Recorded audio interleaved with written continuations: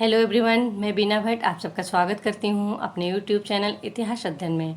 और साथ ही आप सभी सब्सक्राइबर व्यूअर का बहुत बहुत धन्यवाद। आप सबको की वजह से ही आज महीनों से जो वीडियो अपलोड हो रहे हैं उसको इतना प्यार मिला है। और इस तरह से महीनों से वीडियो अपलोड हो रहे हैं, 35 वीडियो अपलोड हो चुके हैं। तो आप लोग देखेंगे कि 10 इंपॉर्टेंट क्वेश्चन के साथ अगर आप देखते हैं तो कम से कम 350 क्वेश्चन आपके क्लियर होते हैं। तो अगर आप लोगों ने पहले की वीडियो नहीं देखे हैं तो प्लीज़ हमारे चैनल को आप सर्च करिए यूट्यूब पे, वह आपको इतिहास अध्ययन से आएगा। इतिहास अध्ययन में आपके जाके देखेंगे तो प्लेलिस्ट बना दी गई है, जिसमें कि पहले के 17 वीडियो एक कंबाइन कर दिए गए एक प्लेलिस्ट में। दूसरा जो सैंधव सभ्यता से है उसको भी एक प्लेलिस्ट में, और इसी तरह आपका ये वैदिक सभ्यता से संबंधित 6 वीडियो उसको भी एक प्लेलिस्ट बना दी गई है। तो आप लोगों ने अगर नहीं देखा है तो प्लीज़ जाइए चैनल को सब्सक्राइब करिए, चैनल को सर्च करके इतिहास अध्ययन पे आप सभी वीडियो देखिए, और प्लीज़ वीडियो को लाइक करिए, कमेंट करिए और शेयर करिए। तो जिन लोगों ने चैनल को सब्सक्राइब नहीं किया तो आप सभी लोग प्लीज़ चैनल को सब्सक्राइब कर लीजिए, जिससे कि डेली के डेली जो भी वीडियो अपलोड हो रहे हैं उसका नोटिफिकेशन आप लोगों को मिलता रहे। तो आइए लेट ना करते हुए हम आज का मॉक टेस्ट स्टार्ट करते हैं। आज का मॉक टेस्ट क्या है, पहला क्वेश्चन देखते हैं। पहला क्वेश्चन है, किस बौद्ध ग्रंथ के अनुसार जब कोई व्यक्ति संघ में प्रवेश करता है तब वह वर्ण विहीन वे वन्नीयति हो जाता है? तो दीघ निकाय, अंगुत्तर निकाय, मध्यम निकाय। तो इसका सही उत्तर है आपका अंगुत्तर निकाय। अब इस तरह से देखिए, ये जो क्वेश्चन है आपके 2018-19 के ही नेट जेआरएफ एग्जाम में पूछा गया।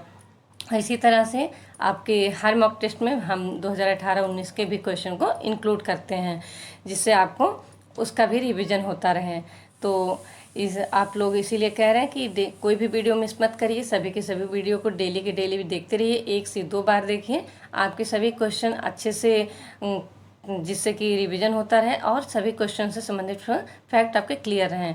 क्योंकि मैं क्या है कि उससे संबंधित क्वेश्चन भी आपको क्लियर करती रहती हूँ। अब दीघ निकाय से संबंधित आप आए चाहे मध्यम निकाय से आए, ये सब भी हमने पूछा। अभी जैसे कल के मॉक टेस्ट में एक क्वेश्चन था कि ये किस बौद्ध ग्रंथ में मिलता है कि अजातशत्रु ने कहा कि मैं क्षत्रिय हूँ, महात्मा बुद्ध भी क्षत्रिय थे, इसीलिए हमें उन्हें उनके अस्थि अवशेषों में हिस्सा चाहिए। तो वह दीघ निकाय से था। मध्यम निकाय से संबंधित भी पहला मॉक टेस्ट है, उससे भी संबंधित हमने क्वेश्चन डाला है, जो कि कौशल नरेश प्रसन्नजीत के कथन से संबंधित है, जो महात्मा बुद्ध के विषय में उन्होंने कहा था, उनसे अपना संबंध बताया है। तो सभी के सभी ऑप्शन देखिए, ये जितने हैं इंपॉर्टेंट हैं, इनसे सभी फैक्ट हम हर वीडियो में कोई ना कोई लेके आते हैं। और जो क्वेश्चन 2018-19 में पूछे गए हम उसको भी इंक्लूड कर रहे हैं। आप लोग बढ़िया से वीडियो डेली का डेली देखते रहिए, रिवीजन करते रहिए, एग्जाम नज़दीक है। तो आइए देखते हैं हम क्वेश्चन नंबर 2। बौद्ध संघ में भिक्षुणी के रूप में स्त्रियों के प्रवेश की अनुमति बुद्ध द्वारा कहाँ दी गई थी? बौद्ध संघ में भिक्षुणी के रूप में स्त्रियों के प्रवेश की अनुमति बुद्ध द्वारा कहाँ दी गई थी? ऑप्शन है वैशाली, राजगृह, कुशीनारा। तो इसका सही उत्तर है वैशाली। अब यहाँ पे देखिए कि वैशाली से पहले भी जो स्त्रियों के प्रवेश में संघ में प्रवेश की अनुमति मांगी थी, और वो कौन थे? इनकी महात्मा बुद्ध की मौसी, या कहीं कहीं भी माता लिखा रहता है, तो गौतमी प्रजापति। तो सबसे पहले स्त्री संघ में भिक्षुणी के रूप में प्रवेश करने वाली भी कौन है, अगर ऐसा क्वेश्चन आ जाए तो प्रजापति गौतमी।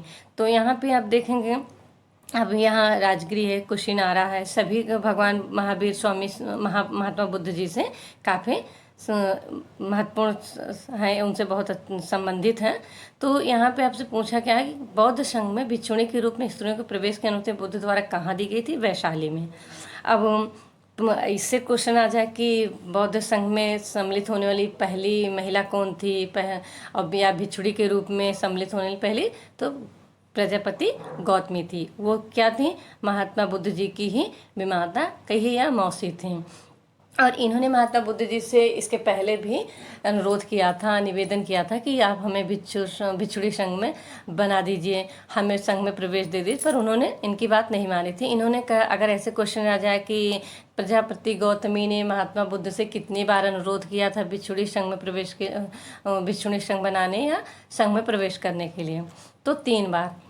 सबसे पहले इन्होंने श्रावस्ती में कहा कि आप हमको कपिलावस्तु में कहा कि आप हमको विश्व संघ में सम्मिलित कर लीजिए, पर महात्मा बुद्ध ने टाल दिया। फिर उन्होंने कहा नहीं, तो पर वो जब वैशाली आए महात्मा बुद्ध तो ये वहाँ पे गए। उन्होंने फिर उनसे अनुरोध किया तो उन्होंने अंगद के कहने पे और भिक्षुणी संघ में इन्हें शामिल करिए और भिक्षुणी संघ की स्थापना की। तो आपकी देखिए कि क्वेश्चन नंबर 2 में भी आप देखिए कि कई सारे फैक्ट हो गए आपके क्लियर कि भिक्षुणी संघ में प्रवेश करने वाली पहली महिला कौन थी, प्रजापति गौतमी थी। वो महात्मा बुद्ध से उनका संबंध आपने देख लिया, कहाँ पे सम्मिलित हुई थी ये देख लिया। तो इसी तरह से आप लोग सभी मॉक टेस्ट को देखिए और सॉल्व करिए, जिससे कि आपके ज़्यादा से ज़्यादा आपका रिवीजन हो सके। तो आइए देखते हैं हम इस मॉक टेस्ट का तीसरा क्वेश्चन क्या है। महावीर स्वामी की मृत्यु निम्नलिखित में से किस प्रसाद में हुई थी? ऑप्शन है राजगीर, पावापुरी, वैशाली। तो महावीर स्वामी की मृत्यु किस प्रसाद में हुई थी? तो इसका सही उत्तर है पावापुरी। अब ये पावापुरी कहाँ पे था? तो ये मल्ल राज्य के मल्लगढ़ राज्य में था और यहाँ के शासक कौन थे? तो शस्तिपाल, और उन्हीं की राजप्रसाद में महात्मा बुद्ध का मृत्यु।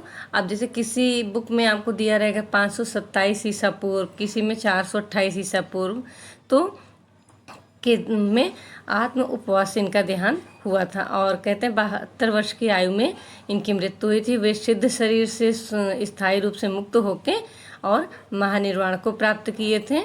तो अब यहाँ पे आप देखेंगे कई इस क्वेश्चन से जुड़ा कई चीज़ आपको पता चला कि पहले एक क्वेश्चन था कि किस महावीर स्वामी की मृत्यु किस प्रसाद में हुई थी? पावापुर में। अब पावापुरी किस गणराज्य में स्थित था? मल्लगढ़ राज्य में। वहाँ का शासक कौन थे?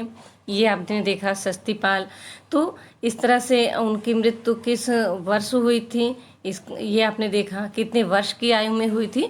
तो इसीलिए कहते हैं कि आप मॉक टेस्ट को देखिए, डेली के डेली मॉक टेस्ट सॉल्व करिए, क्योंकि आप 10 क्वेश्चन के साथ उससे जुड़े जितने ऑप्शन हैं या उससे संबंधित आपके जितने फैक्ट हैं सभी क्लियर होते हैं। अब यहाँ देखिए आप वैशाली देखेंगे, वैशाली भी काफ़ी महत्वपूर्ण है क्योंकि महात्मा बुद्ध की जन्मस्थली है वैशाली के कुंडग्राम, जो कि आज के वर्तमान समय में वासुकुंड के नाम से जानी जाती हैं। तो आइए अब हम देखते हैं क्वेश्चन नंबर 4। क्वेश्चन नंबर 4 क्या है? हीनयान का प्रमुख संप्रदाय है। हीनयान का प्रमुख संप्रदाय है वैभाषिक, भदियानी, विज्ञानवाद। तो इसका सही उत्तर है वैभाषिक। अब यहाँ देखिए कि वैभाषिक है या स्वतांत्रिक, ये क्या है कि महायान हीनयान के प्रमुख संप्रदाय हैं। और ये जो अपने ऑप्शन में दिया देखा है भद्यानी, विज्ञानवाद और इसके साथ साथ शून्यवाद, पूर्व शैल, ये सब क्या है? महायान संप्रदाय के महायान के प्रमुख संप्रदाय हैं। और हीनयान का प्रमुख संप्रदाय क्या है? वैभाषिक, जो कि इस ऑप्शन में है। इसके साथ साथ आपको स्वतांत्रिक भी दिया रहे तो भी हीनयान का ही प्रमुख संप्रदाय है। तो इस तरह से ये देखिए आप क्वेश्चन नंबर 4 में आपने भी देखा कि वैभाषिक, स्वतांत्रिक क्या है? हीनयान के प्रमुख संप्रदाय हैं। यहाँ एक ऑप्शन है पर मैंने दूसरा भी बताया, स्वतांत्रिक भी रहे तो आपका पूछ लें तो हीनयान का प्रमुख संप्रदाय। इसी साथ आपने देखा कि भद्यानी, विज्ञानवाद किसके हैं? ये महायान के प्रमुख संप्रदाय हैं। और महायान के इसके अतिरिक्त शून्यवाद, पूर्व शैल भी प्रमुख संप्रदाय हैं। देखते हैं हम इस मॉक टेस्ट का पांचवा क्वेश्चन क्या है? शलाका पुरुष की अवधारणा किससे संबद्ध है? शलाका पुरुष की अवधारणा किससे संबद्ध है? बौद्ध धर्म, जैन धर्म, शैव धर्म। तो इसका सही उत्तर है जैन धर्म। तो यहाँ पे क्या पूछ रहा है कि शलाका पुरुष की अवधारणा किससे संबद्ध है? तो जैन धर्म से। अब आइए हम देखते हैं क्वेश्चन नंबर 6। बौद्ध धर्म में त्रिरत्न का क्या अर्थ है? बौद्ध धर्म में त्रिरत्न का क्या अर्थ है? सत्य, अहिंसा, करुणा, शील, समाधि, प्रज्ञा, बुद्ध धर्म, संघ। तो यहाँ पे देखेंगे ऑप्शन जितने भी हैं, सत्य, अहिंसा, करुणा, शील, समाधि, प्रज्ञा, बुद्ध धर्म, संघ, ये सभी शब्दों का जो उल्लेख हुआ है या जो संबंधित हैं वह बौद्ध धर्म से हैं। पर यहाँ पर पूछ रहा है कि बौद्ध धर्म में त्रिरत्न का क्या अर्थ है? तो त्रिरत्न का अर्थ है, इसका सही उत्तर है सी ऑप्शन, बुद्ध धर्म एवं संघ। तो आइए देखते हैं इस मॉक टेस्ट का 7वां क्वेश्चन। 7वां क्वेश्चन क्या है? अनेकांतवाद किसका विशेष लक्षण है? आजीवक संप्रदाय, जैन धर्म, बौद्ध धर्म। तो इसका सही उत्तर है जैन धर्म। अब देखिए ये अनेकांतवाद था क्या? जैसे इसका एक और भी नाम है अनेकांतवाद, स्यादवाद या भंगिनी संप्रदाय। तो ये क्या है? यही इसे कहते हैं कि ये जैन धर्म की आधारशिला एवं प्राण है। स्यादवाद एक दृष्टि है, जब तक वह दृष्टि विचार क्षेत्र में रहती है तो अनेकांत है। वहीं जब वह भाषा लीक होकर वाणी से निस्तृत हो जाती है तो वह स्यादवाद हो जाती है। तो यह कह रहा है कि इसके जो कथन हैं 7 प्रकार के हैं, जिसे स्यात् शब्द से जोड़कर देखा जाता है, अनिवार्य है। जैसे स्यात् अस्ति शायद है, स्यात् नास्ति शायद नहीं है। तो स्यादवाद का अर्थ क्या है? संभवतः ऐसा है। स्यादवाद का अर्थ क्या है? संभवतः ऐसा है। क्योंकि हम सत्य की केवल कहते हैं एक पहलू को देखते हैं, एक स्वरूप को ही देखकर संपूर्ण सत्य की धारणा बना लेते हैं, जबकि सत्य के भी अनेक रूप होते हैं, इसलिए इसे अनेकांतवाद भी कहते हैं। और अगर स्यादवाद को ये सब पूछ ले कि वास्तविकता की बहुलता का सिद्धांत, ज्ञान की सापेक्षता का सिद्धांत भी कहते हैं, तो स्यादवाद को वास्तविकता की बहुलता का सिद्धांत एवं ज्ञान की सापेक्षता का सिद्धांत भी कहते हैं। और ये जैसा कि मेरे क्वेश्चन में आप मॉक टेस्ट में देख रहे हैं, एकांतवाद किसका विशेष लक्षण है? जैन धर्म का। अब आ जाए स्यादवाद या सप्तभंगिनी, तो भी क्या कहती है? जैन धर्म के एकांतवाद की अन्य नाम हैं। तो जैसा कि अभी मैंने कहा कि कहते हैं कि जब तक स्यादवाद एक दृष्टि है, जब तक यह दृष्टि विचार क्षेत्र रहती तक किंता अनेकांत है, और जब ये भाषा होकर वाणी से निस्तृत हो जाती है तो यह स्यादवाद हो जाती है। और इसके 7 कथन जो है 7 प्रकार से होते हैं। 7 तरह से वो प्रश्न करते हैं कि जैसे स्यात् अस्ति, स्यात् नास्ति, तो इसी तरह से। और इसका स्यादवाद का अर्थ अगर पूछ ले तो संभवतः ऐसा ही, ऐसा है, संभवतः ऐसा है। और उनका कहने का यही था अर्थ कि हम चूँकि सत्य के केवल एक स्वरूप को देखते हैं, संपूर्ण सत्य की धारणा बना लेते हैं। चूँकि सत्य के भी अनेक स्वरूप हैं, तो इसीलिए इसे अनेकांतवाद कहते हैं। तो आइए अब देखते हैं क्वेश्चन नंबर 8। क्वेश्चन नंबर 8 क्या है? श्रावस्ती में मक्खली गोसाल अधिकांशतः हलाहल की कार्यशाला में ठहरते थे। यह महिला किस समुदाय से संबंधित थे? श्रावस्ती में मक्खली गोसाल अधिकांशतः हलाहल की कार्यशाला में ठहरते थे। यह महिला किस समुदाय से संबंधित थी? ऑप्शन है कुम्हार, बढ़ई, लौहकार। तो इसका सही उत्तर है कुम्भकार। ये क्या था कि कुम्हार थे, वो महिला कुम्हार थी, और उन्होंने क्या कहते हैं, उन्हीं की जो इनकी गतिविधियों का था, कार्य की गतिविधियों का केंद्र था, वो हलाहल की कार्यशाला ही थी। वहीं पे ये रहते थे और वहाँ से अपने धर्म का प्रचार, ज्ञान का प्रचार और अपने उपदेश वगैरह दिया करते थे। तो ये क्वेश्चन जो है ये 2019 में अभी पूछा भी गया था नेट जेआरएफ में। तो इस तरह आप देख रहे होंगे ना कि मैं कुछ क्वेश्चन जो कि अभी लेटेस्ट आपके 2018-19 के एग्ज़ाम में पूछे गए हैं, मैं उन क्वेश्चन को भी मॉक टेस्ट में 1-2 क्वेश्चन को हर मॉक टेस्ट में इंक्लूड करती हूँ। तो आप इस देखते जाएंगे कि आपका जो अभी आदमी कहता है प्रीवियस ईयर की क्वेश्चन पेपर ले आइए, आप देखें तो उससे संबंधित जो मेन जिस टॉपिक से जुड़े हैं, जैसे कि अभी हम सैंधव सभ्यता देखें तो उसमें जो 2018-19 में क्वेश्चन पूछे गए थे उसको भी मैंने मॉक टेस्ट में बीच बीच में 1-2 क्वेश्चन इंक्लूड करते रहे। अब जैसे अभी उसमें देखिए आप वैदिक सभ्यता में, उसमें भी यही था कि 2018-19 का जो क्वेश्चन है हम उसको क्या कर रहे हैं कि इसके मॉक टेस्ट में हर मॉक टेस्ट में 1-2 क्वेश्चन देते हैं, जिससे कि आपका वो क्वेश्चन भी रिवीजन हो जाए। तो अब यहाँ पे देखिए जो ये श्रावस्ती में मक्खली गौशाला अधिकांशतः हलाहल की कार्यशाला में ठहरते थे। यह महिला किस समुदाय से संबंधित है? तो कुम्हार जाति से थी। तो ये क्वेश्चन भी हमारा नेट जेआरएफ में भी 2019 में ही पूछा गया था। तो इसीलिए कह रहे हैं आप लोग मॉक टेस्ट करते रहिए, डेली की डेली मॉक टेस्ट सॉल्व करिए। और आप लोग प्लीज़ वीडियो को लाइक कर दिया करिए, कमेंट किया करिए। अगर कोई क्वेश्चन से संबंधित आपको कन्फ्यूजन है तो भी आप कमेंट करके पूछ सकते हैं। और प्लीज़ आप लोग मेरे चैनल को सब्सक्राइब कर लीजिए, जिससे कि डेली की डेली जो मॉक टेस्ट अपलोड हो रहे हैं वो आपको उसका नोटिफिकेशन मिलता रहे।